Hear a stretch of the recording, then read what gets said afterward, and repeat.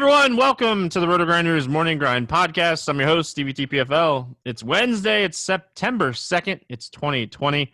We have 10 baseball games to talk about here on today's slate, and I'm joined by my good buddy, ChiefJustice06. Will, how are you doing, my friend? Doing good, man. Got a few irons in the fire tonight. I'm in MLB and NBA, and we were talking a little bit before the show, and I feel I've missed out on about 4 home runs so far. I think at least 3 I know. So, man, you get your teams right, miss out on one player, another player, and then you fight for your life at the end. So we'll see how it goes, but glad to be here with you, brother. Listen, my night ended a long time ago, all right? Josh Lindblom, he blummed my lineups.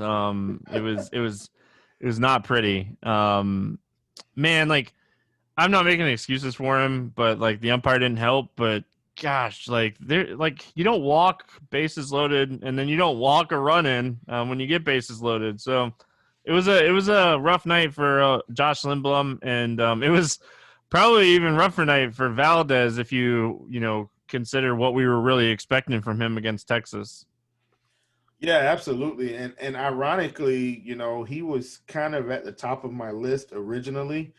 And then as I reworked my build, I ended up with Aaron Nola, and that might save my night. I saw the Red Sox lineup, and I ended up getting on Ian Anderson a little bit. Talked about him on Grinders Live yesterday with Dean, and like I have a Anderson Plesac team, but it doesn't have Ozuna or Dickerson. And when you have 2 guys that hit multiple home runs, you got to have at least one of those guys usually. So my night's over. Moving on to Wednesday, hump day with 10 games, and let's get started here with the Rays and the Yankees. Charlie Morton coming off the IL against Jordan Montgomery. Any interest here in Charlie Morton? No, I mean I don't think so, man. I'm going to try to pass. I think we have too many really good options on this slate today for me to try to get Charlie Morton. I'm an extreme ground ball pitcher, but nonetheless, I just too many other guys I think I like more, so I'm going to pass on Morton today. Coming off the IL, we really don't know what to expect. His most that he threw this season was 93 pitches. It was a shoulder injury, so like I worry about that just in general, coming back from the IL. So he's 8,500. This lineup is not as good as it usually is. There's a lot of strikeouts in this lineup, but I think overall I'm just going to pass on him on this slate. I think that we do have some options that we can choose from in this range that I wouldn't say they're like necessarily like safer, but like they're probably a little bit safer just because we don't know what the pitch count is for Morton. So I guess I would say it's safer. Totally contradicted myself on the first pitcher we talked about on the slate. Like I'm tilted already. Jordan Montgomery, other side, 3.71 xFIP on the season, facing a Tampa team that has been a lot better against right-handed pitching than left-handed pitching. Do you have any interest here in Montgomery? I feel like Montgomery's kind of blah on the slate today. I don't hate him. I mean, that's kind of how I feel about him today, Steve. He's just blah, and I don't think he's completely necessary. I think I can probably get into a top tier and a high mid tier pitcher, which is kind of my usual strategy anyway. So I don't think I'll have too much Montgomery. He's like a fringe play for me. I'm not going to talk anybody off of him. I think he has the opportunity to put up like 15 to 18 points at 7,500. I don't think that's the worst thing in the world. Obviously no cores on this slate. They're playing earlier in the day. So like we don't have to worry about that necessarily. But, if you look in this range, I think the chalk is going to be Tristan McKenzie. And I agree with the chalk. I think like the kid is super talented. So like I agree with the chalk.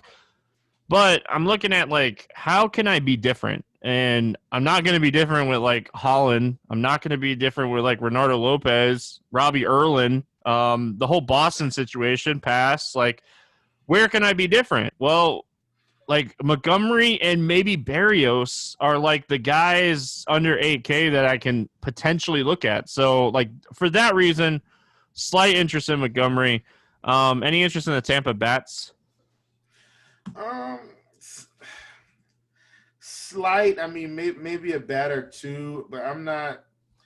This whole game may end up being a stay away for me, and I'll just have to if it beats me, it beats me. I mean, I don't see anything that just says, hey, play a bunch of bats from this game. I mean, you got Meadows, lefty. I mean, it's hitting the sinker pretty well, but I don't feel like this is a game I have to play. I think it would just be one-offs.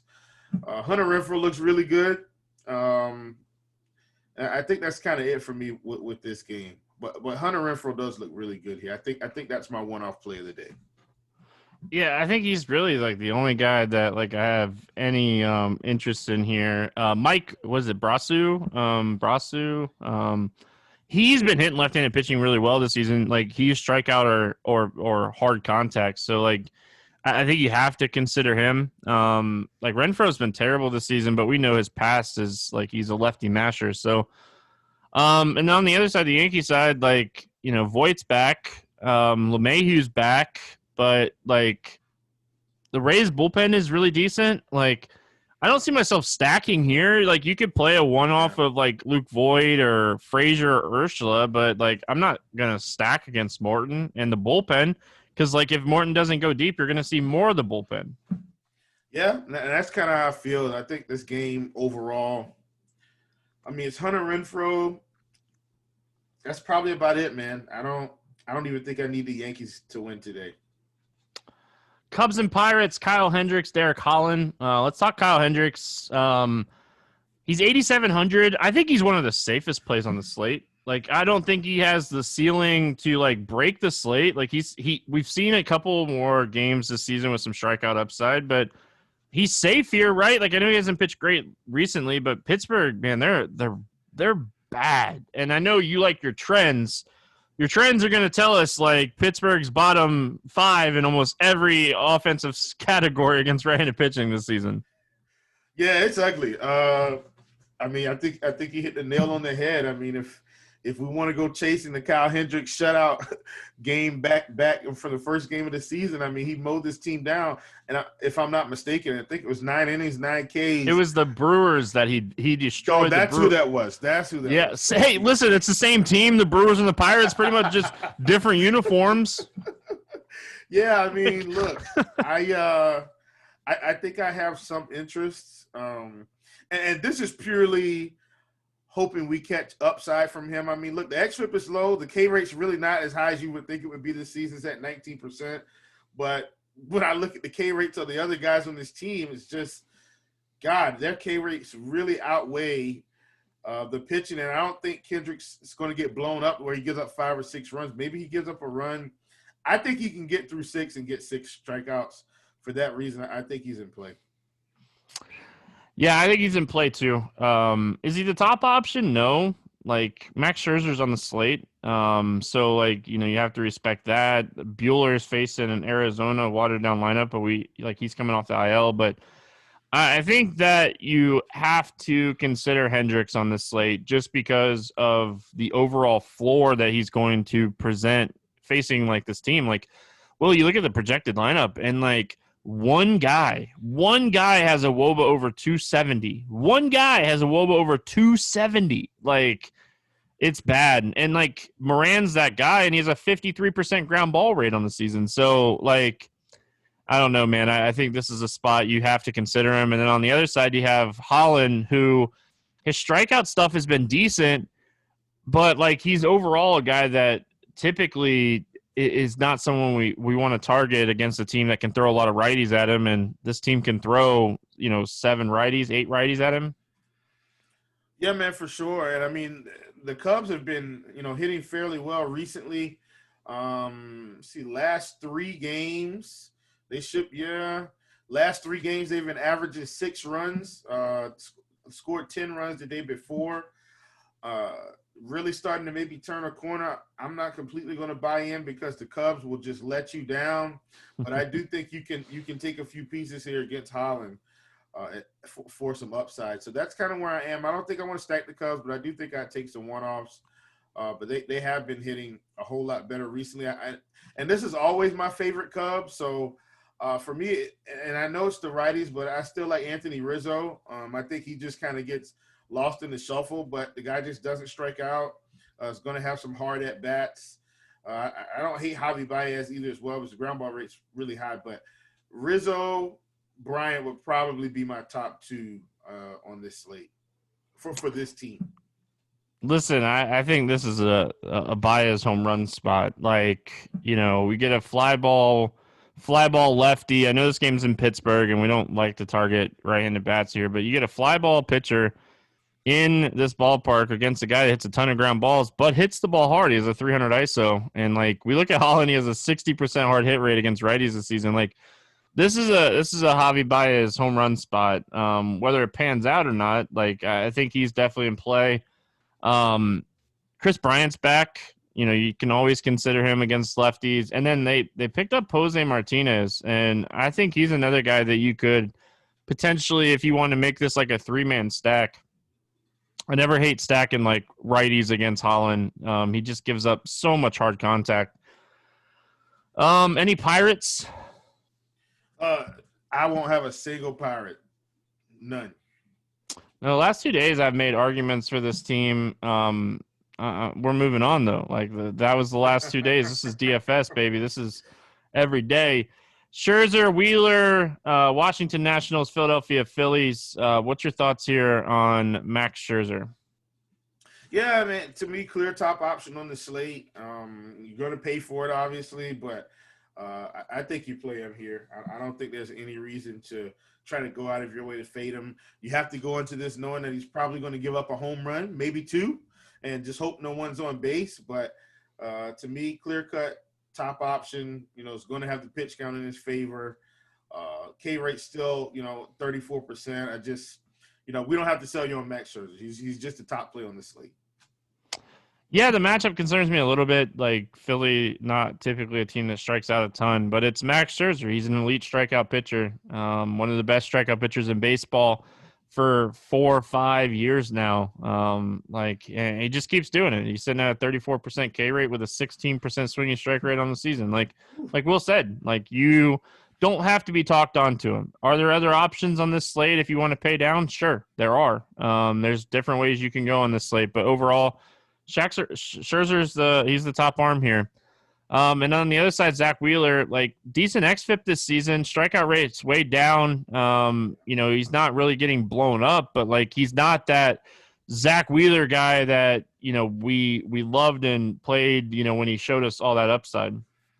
Yeah, and I feel the same way. I mean, what have you done for me lately in DFS? And right now, Wheeler doesn't have the K numbers on his side.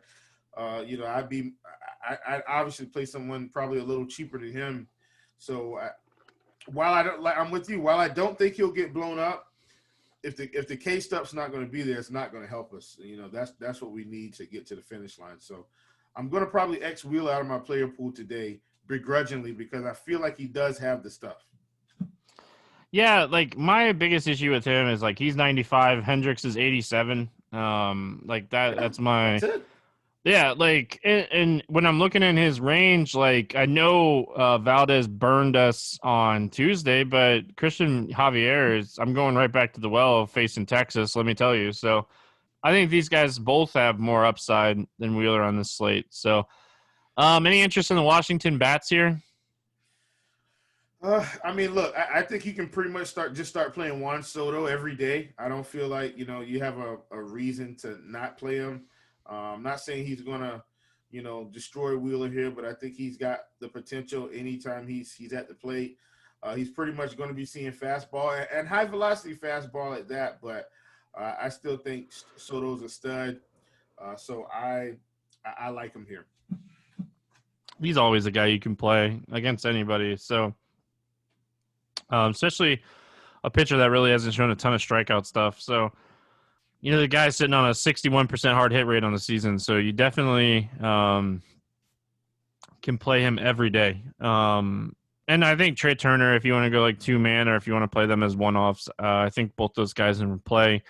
Kendrick and Cabrera, I don't love these guys here. So, like, it's really like Soto, Turner for me. And then on the Phillies side, like, you can always chase like one-off home runs against Max Scherzer, and they're always like less than 5% owned. It's the same guys though. It's Hoskins, it's Harper, it's like Didi, it's Jay Bruce. It's those guys. You're chasing home runs, like boom bust, high strikeout, hard contact guys. Yeah, for sure. And you know, one is coming. I just can't tell you which one of these guys it's going to be. So is it Harper? You know, like you said, is it Bruce? Not sure, but a home run is probably coming, folks. I mean, if I had to guess right now, oh man, if I had to take one of these guys, I think I'd probably take Jay Bruce over Harper today. And I mean, it's really, really close, like really close, but I think I'd take Bruce over Harper. Well, yeah, like here's another reason why. Like, if you take a 0 from Bryce Harper at 5,900, it's gonna crush you. Like, you're not gonna survive that. Like, if you take a 0 from Jay Bruce at 2,500, you could probably survive that. Let's be honest. So, Yeah. I completely understand why you'd be looking at Bruce, like chasing that cheap home run, man. 2,500 against a guy that gives up home runs, like ballpark downgrade for Max Scherzer, like home run alley in right field, baby. Let's go, Jay Bruce. Will talk me onto him, like all in, so I can yell at Will. No, I'm just kidding. I'm just messing with you, man. Support for RotoGrinders Morning Grime is brought to you by Manscaped, who is the best in man's below-the-waist grooming. Manscaped offers precision-engineered tools for your family jewels. They obsess over their technology developments to provide you the best tools for your grooming experience. Because, listen, nobody wants to be trimming and cut themselves. Let's be honest. Any male that listens to this podcast, nobody wants to be down there, have a little accident, go out there and tell your wife, hey, I cut myself. That's why Manscaped has redesigned the electric trimmer. The Manscaped engineering team spent 18 months perfecting the greatest ball trimmer ever created and just released the new and improved Lawnmower 3.0. Their third-generation trimmer features a cutting-edge ceramic blade to reduce grooming accidents thanks to advanced skin-safe technology pioneered by Manscaped. When I tell you this is premium, I mean premium. The battery will last up to 90 minutes, so you can take a longer shave. The waterproof technology allows you to groom in the shower. Nothing better than that. One of the coolest features is the LED light, which illuminates the grooming area for a closer and more precise trimming. They also upgraded to a 7,000 RPM motor with quiet stroke technology. And let's not forget about the charging stand. Show off your mower loud and proud, because this intelligently designed stand is a convenient charging dock powered by USB. If you are listening to me speak right now, I want you to experience this firsthand. Trim that junk of yours. Get 20% off plus free shipping with the code AMGRIND at manscaped.com. Your balls will thank you. Get 20% off with free shipping with the code AMGRIND at manscaped.com. That's 20% off with free shipping, manscaped.com, and use the code AMGrind. Support your podcast. Trim your balls. We move on. We got the Braves and the Red Sox. Our team's playing against each other, Will. We got, Robbie Erlin and Mike Kickham. Like, this is the matchup of matchups here. Like, it doesn't get much better for the hitters. What are your thoughts here? Do you have any interest in Robbie Erlin? No. I think that's our first hard no of the day. Do you have any interest in Mike Kickham? No. Man, 2 in a row. We haven't seen Mike Kickham pitch since 2014. Yeah, 2014. I had to pull up his Fangraphs page really quick. 2014. He's not a prospect. He's 31 years old. He has been in the minors since 2014 when he pitched with the Giants. He's been with the Mariners, the Rangers, the Giants, the Marlins. Yeah, man. I know his swinging strike rate has gotten better as like in AAA over the last couple of years, but this is a a hard pass after I just had to like give some, stats really quick. So like people didn't think we were mailing it in, but let's talk Atlanta. They've been terrible against left-handed pitching this season. They've been terrible. One of the worst teams in baseball against left-handed pitching. I don't expect that to keep up. This was one of the best teams in baseball against lefties last season.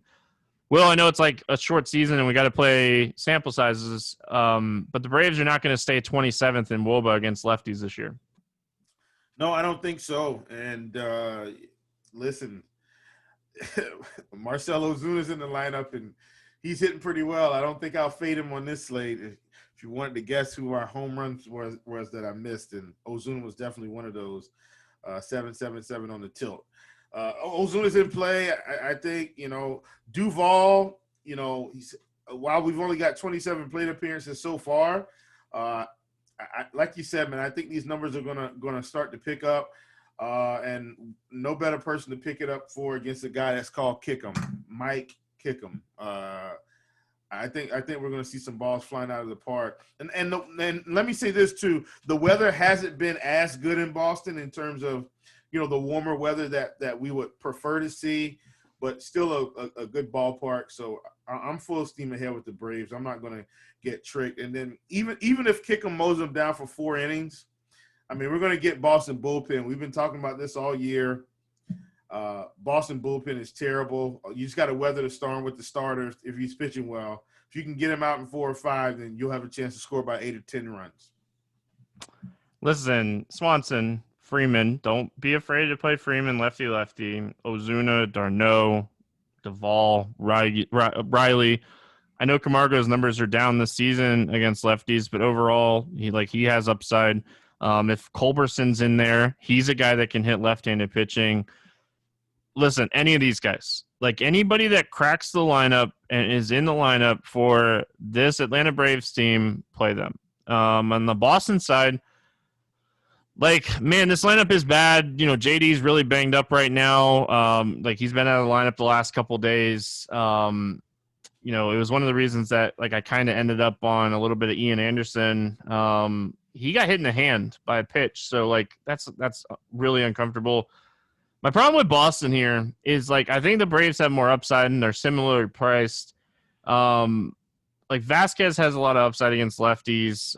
Chavez is 3,700. It just kind of depend on who's in the lineup here, because if Bobby Dahlbeck cracks the lineup here, this is a young, talented prospect with a lot of raw power, 2,500. We're gonna be looking at some Bobby Dahlbeck here.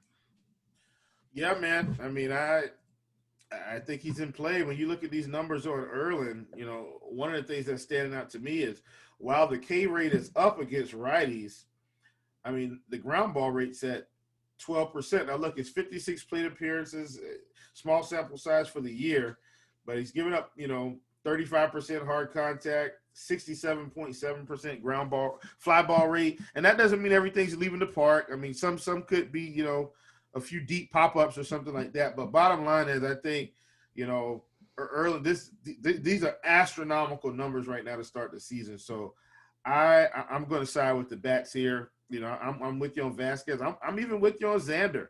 I mean, a guy that's heavy ground ball against Erlin, this feels like a home run call to me. So Xander's probably my favorite bat from this team, even though I know JD's kind of been the guy. All right. I like it. Moving on, we got the Tigers and the Brewers. Spencer Turnbull coming off the IL against Adrian Hauser, who was supposed to pitch yesterday, got pushed back a day. Any interest here in Spencer Turnbull? I think he's viable against this awful Milwaukee lineup.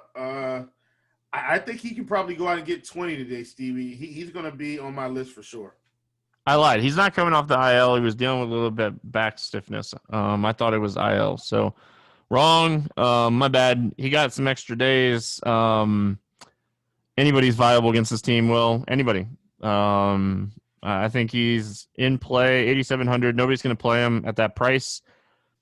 I know I just got blown up by like Lindblom, but I'm going right back to the well. I don't care. I know the Detroit team is bad. I know that like any pitcher against them has 20+ point upside. I think you go to Hauser here. Like you gotta shake off what happened with Josh Lindblom. Yeah, I'm with you 100%. I mean, you know, and for me, man, I'm just kind of looking at. I've transitioned to this season. Listen, the K rate is down, in comparison to last year. But what I see the XFIP. I don't think Hauser will get as much ownership today. Kind of like if we play Turnbull, I'm not playing Turnbull just to pivot off of Hendricks, but with the comparable price plays and both in almost identical matchups, I've got to feel like Hendricks is going to get the nod with more name recognition. Same thing with Hauser. I think he's going to be fine in this spot, so I don't mind firing him up as well. Bats in this game, Will. Oh man. Any Tigers bats that you like here?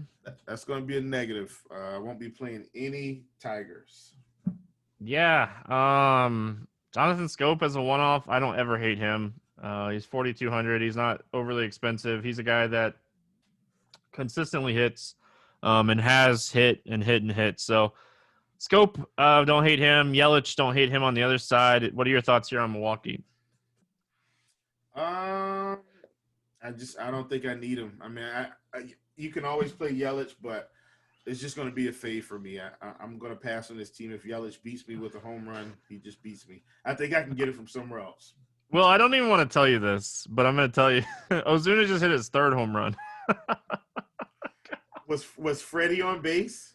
Well, it was a 3-run homer. So Freddie was on base, and Swanson was on base. So praise God. And listen, at least I got 12 points out of it minimum.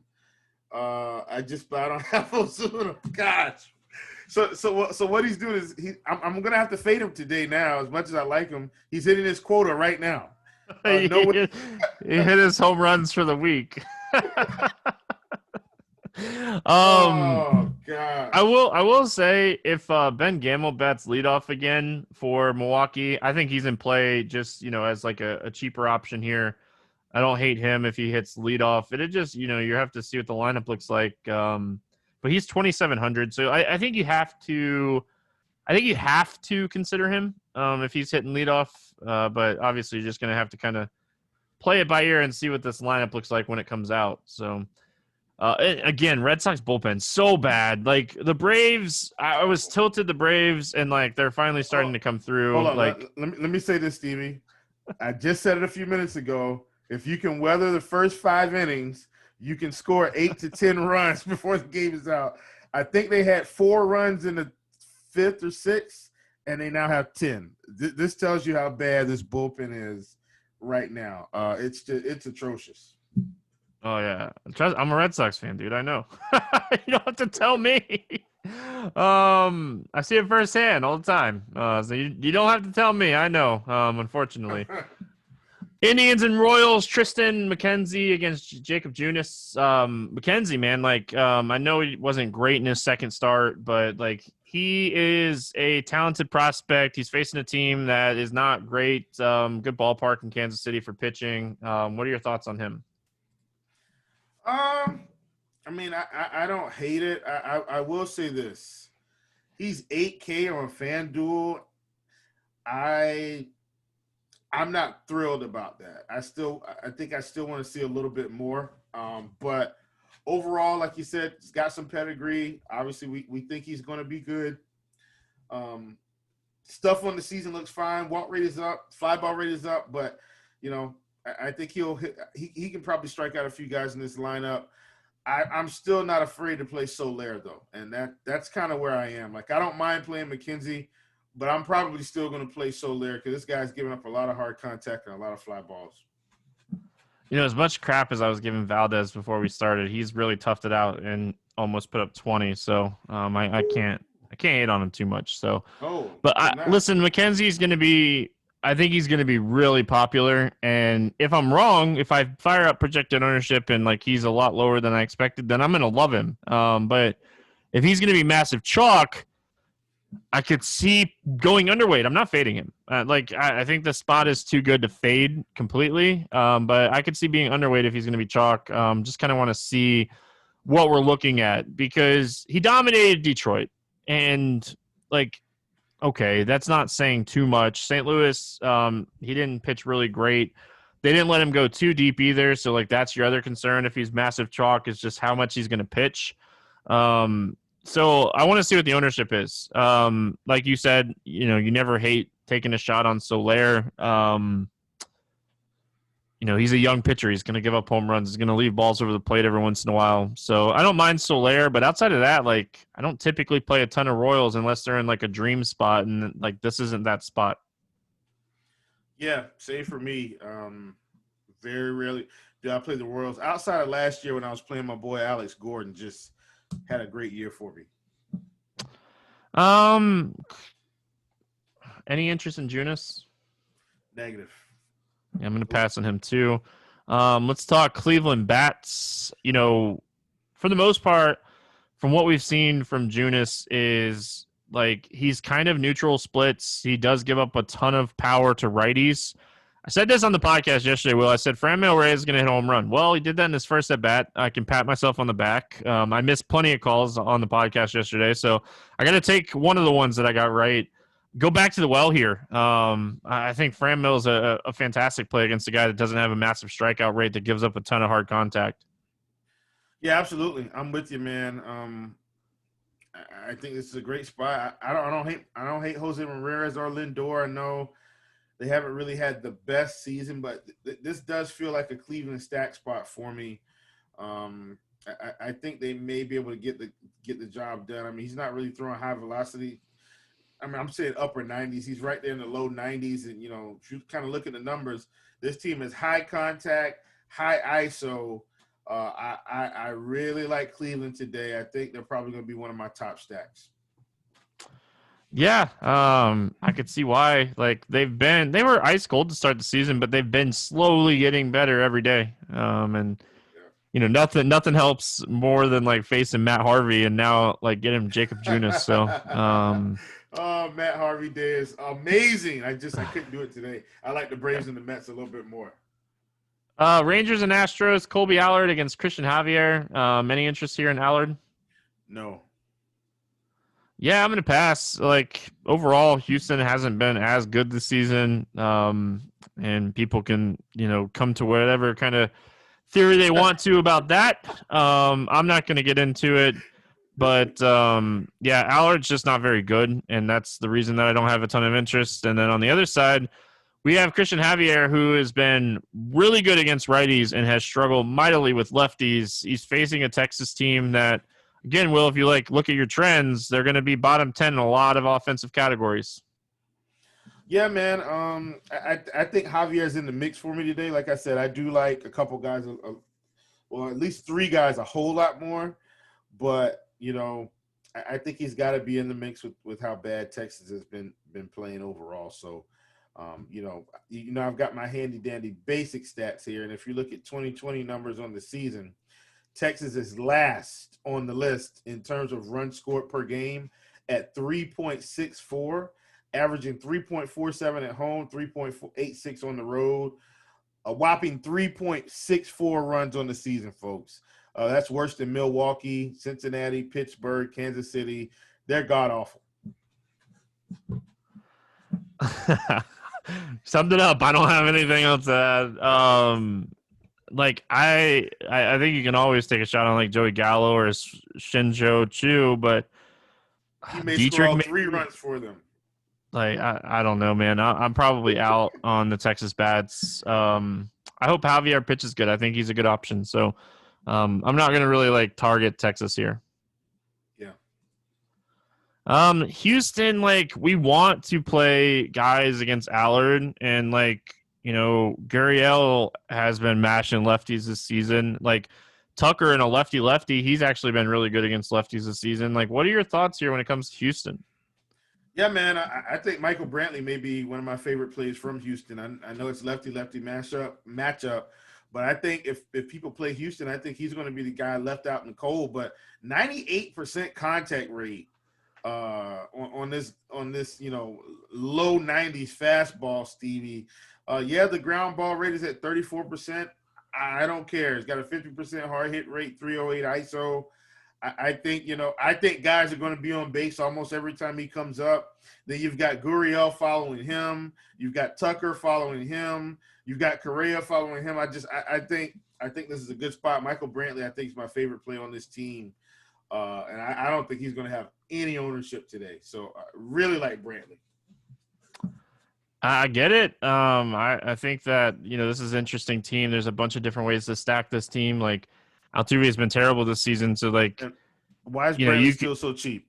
Yeah, like, you could easily go underweight on, like, Altuve here and find different ways to be different with your Houston stack. So, I think they'll be popular. Like, we have a couple spots on this slate that, like, we're going to talk about still, like the Padres against Julio Teheran. But, like, it'd be interesting to see, like, what type of ownership the Braves get, what type of ownership Cleveland gets. So, I don't know if they'll necessarily be, like, massive chalk, but I think Houston would be popular here. White Sox and Twins, Renato Lopez, Jose Barrios. Any interest here in Renato Lopez? This is going to be a negative. I don't think he's necessary. Just X him off the list. Yeah, like, I'm interested to see, like, ownership on the Twins because I like them. We'll talk about that in a second. Jose Barrios going up against the White Sox. Do you have any interest in him? I do like Barrios today. It is really a price play. You're looking at the prices on these guys. I think he's got some upside here. So, it's just a price. Do I think he'll give up a run or two? Yeah. Do I think he can still get 6 or 7 strikeouts? I really do. So that's kind of where I am on Barrios. He'll probably walk one too many guys and give up a home run to Abreu or Grandal or something. But overall, I think he's in play at this price. Yeah, like, I don't know what to do with him. I think he's hit or miss. I think that, obviously you can look at him in tournaments here. I definitely think, like, he's someone you can play in tournaments. But, like, this is the ultimate, like, Stevie morning grind, like, hedge stack, though. Like, if you're playing some Barrios, like, don't be afraid to have some, White Sox stacks. Like, James McCann and Moncada both profile really well against him. So, like, of all things, James McCann. So, like, you could definitely have some White Sox stacks, even if, like, on opposite teams, Barrios. So, what are your thoughts on the White Sox? Yeah, I mean, I still think I'll play Yasmani Grandal. I know you hadn't really had the season that the White Sox are probably hoping for at the plate at the moment, but I still think he looks really good against Barrios. So I like him. Excuse me, I like him a lot.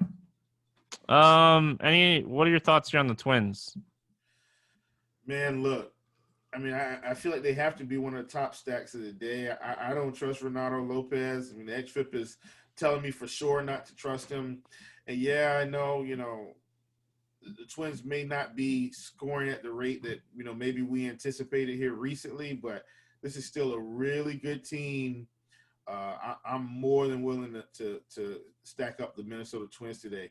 Doesn't hurt that they're averaging almost a run higher on the road anyway, so I like them a lot. Yeah, like, I like the Twins a lot. Lopez gives up a ton of hard contact, ton of power. And they're at home. Sorry about that. They're at home, but still, I still like them against Lopez. I was like, you confused me there for a second. I was just gonna roll with it, so I'm glad you corrected it because I was like, huh? No, I love the Twins. I think they're a top 3 stack on the slate. I think that they have a ton of upside. They're one of the teams that I could get off the Braves a little bit for. I love the Braves. Like, don't get me wrong, I love the Braves. So they're one of the teams that I'm looking at to, get off of the Braves. So I like Twins. Yeah. Anything else from this one? Nah, I am good, kind sir. The football season is less than 10 days away. With the reigning champs set to take the field to kick off the season, there's no better place to get in on all of the action than with DraftKings, the leader in one-day fantasy sports. To celebrate week 1 of the football season, DraftKings is putting you in the center of the action with 2 shots at $1 million top prize. So get in on all the action now. Making it rain with DraftKings is easy. Draft your team, stay under the salary cap, and pile up your points for yards, touchdowns, and so much more. On top of that amazing offer, DraftKings is giving away a share of up to $100 million in prizes to all users who enter their free football survivor pool. All you have to do is sign up for DraftKings Sportsbook, enter their survivor pool, and you'll instantly get a share of up to $100 million in giveaways.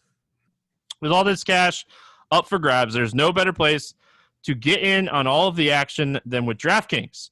Download the top-rated DraftKings app now and use the promo code GRIND to get a free shot at $1 million top prize. And for a limited time, get your share of $100 million in prizes once you enter DraftKings free survivor pool. That's promo code GRIND to get in on all the action for a limited time only at DraftKings Sportsbook. The minimum $5 deposit required. Other terms and conditions and eligibility restrictions apply. See DraftKings.com for details.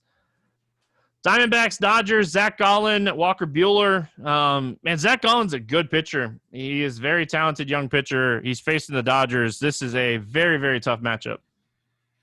Yeah, it is, man. But I don't know why I keep, taking these pitchers against the Dodgers. I think it's because I feel like they're going to be lower on than they should be. And Zach is actually a fairly good pitcher, so I don't hate him here. I think he can have a good game.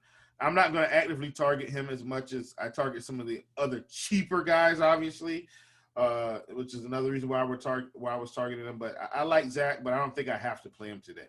He's not getting that Dodger discount. Like, he's not getting the discount for facing the Dodgers. So, do I think he's in play? Yes.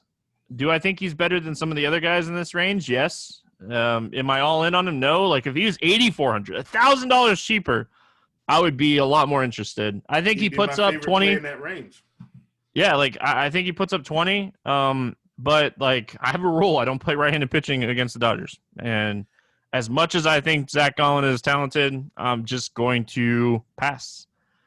Yeah, especially on FanDuel where he's 10K. I did want to point that out. Like it's just, I just feel like that's almost an absolute no. Yeah, that's an easy no. I'm with you on that one. Will, any interest here in Walker Buehler? Stevie, I mean, my concern here, So last time we've got him pitching August 21st. If we got this identical performance from August 21st, he'd be a lock and load for me today. If I knew he could get through 6 clean, and by clean, I mean not getting pulled, not necessarily no runs, no hits, no walks.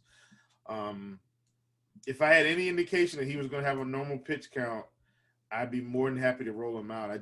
I'm very unsure, and I hate to be that way, but we know how the Dodgers are. So I don't think I can play him with the uncertainty of the pitch count. Listen, I'm always nervous about playing anybody coming off the IL, and now you're telling me that like it's a guy coming off the IL from the Dodgers. I'm even more concerned when it comes to that. So, and like he threw a 30-pitch bullpen over the weekend, but like when you're dealing with a blister, that's not enough to really know like how you're going to feel at pitch like 60. Yeah, like chill. So at 10-2, it's a fantastic matchup. It is. Like, I'm not arguing the matchup. I'm arguing how deep are they going to let him go? How effective is he going to be argument. If we get any word on like, oh, he's going to throw 85 pitches, I'm interested. I'm instantly interested if that happens because he would be an interesting pivot off of Scherzer because he has the same type of ceiling. I'm not playing in the Arizona bats, Will. Yeah, negative. I can't do it. Won't be touching. Like that is an easy one for me. I'm definitely not playing any of these bats, but yeah, I don't know. I don't trust it. I just don't trust it. That's my biggest concern here. Any interest in the Dodgers bats? No, I'm gonna pass on the 2 today. I think Zach's good enough to neutralize the scoring for a good length of time. So I'm gonna pass on the Dodgers. Oh, man, the chalky Michael Brantley home run just came through. Padres, Angels, Dinelson Lamet, Julio Teheran. Any interest here in Lamet? I still don't hate Lamet. I think he's okay. With what we've seen from him this season, I I think he's in play. I really do. I think he's the only guy that like you could potentially pivot off of Scherzer to. Unless you like consider like Javier a pivot, but like he's $1,000 cheaper. So I think he's in play. The bottom of this order is a lot worse than it has been. Walsh is a young kid. He strikes out a lot. Adele is a guy that strikes out a lot. Justin Upton's striking out a lot this season. Like Ohtani's striking out a lot this season. So, even Trout's strikeout numbers are up a little bit. So I think Lamet has upside. You still have to beat the top of this order, and the top of this order is still really good. But ceiling upside-wise, I think he is definitely in play. Julio Teheran's pitching on the other side of this game. I'm guessing you don't have any interest in him, though, right? Negative. Yeah, I love the Padres. Love their Padres. And like Mitch Moreland is 4K. Gresham is 4K. Cronenworth is 3,800. For some reason, Austin Nola is 3,600. Like, you can play top-end pitching and play the Padres here. Yeah, I mean, listen, and I kind of said something on Twitter about this. When I saw that they got Mitch Moreland, I said, okay, they're trying to go for it. And then I saw they picked up Mike Clevenger, and I said, okay, they see a window right now, and they're going to try to go for it right now. I said, the Padres aren't my favorite team, obviously, but I had to applaud what they were trying to accomplish this season. And I think it's going to just keep rolling against Julio Teheran. The Padres are just one of the top stacks. We know this guy struggles with lefties mightily. This isn't anything new, pretty much his whole career. You talked about Grisham, Hosmer, Moreland, Cronenworth. Profar's at the bottom now. Like this lineup is, dare I say Dodgers light. Like it's a good lineup now, and they should really be able to put up some runs in this spot. This lineup is solid. There is not like a weak. I guess Profar is like your weak guy. He's going to get on base. He's not going to strike out. That's right. Man, like this is a terrible spot for Julio Teheran. Well, you know what they should do. I think their weak spot, and I know we got to go, but their weak spot may be Will Myers because of the K rate. If they could somehow get Daniel Murphy over here to send Will Myers to Colorado, this lineup would be ridiculous. Yeah, but how much is Myers going to play? Like, I guess he's like he can play the outfield. Yeah, like I don't know how much. Like I know like he's been like an everyday guy, and like he's hitting the ball hard. So like I guess you can kind of put up with like the strikeout rate for what he's offering upside wise. So I don't think like they'll try to make another move because like. They even like got Jason Castro too, who just got traded. Like he just got traded from this team. So like they added catcher depth. Like this team got a lot better over the last few days. They're going for it. They are. I love it. Young team with a ton of talent. They got pitching. Why not? Angels bats. Any interest in them? No, I think I'm going to pass today. Look, Mike Trout's always in play. He'll probably have very low ownership today, along with Anthony Rendon. I think they'll both probably be sub 10%, maybe even sub 8%. I would probably say if you want to do that just to get a little contrarian, but I don't think it's necessary.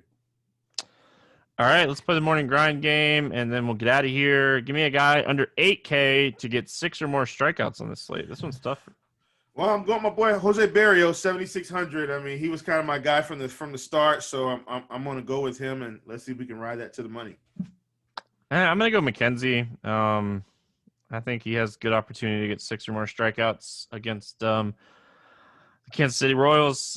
Give me a guy over 8K to score under 15. Bust of the day. Yeah, it was 2 guys on my list. I think I'm going to take the more expensive guy. I think I got to go with Zach Wheeler.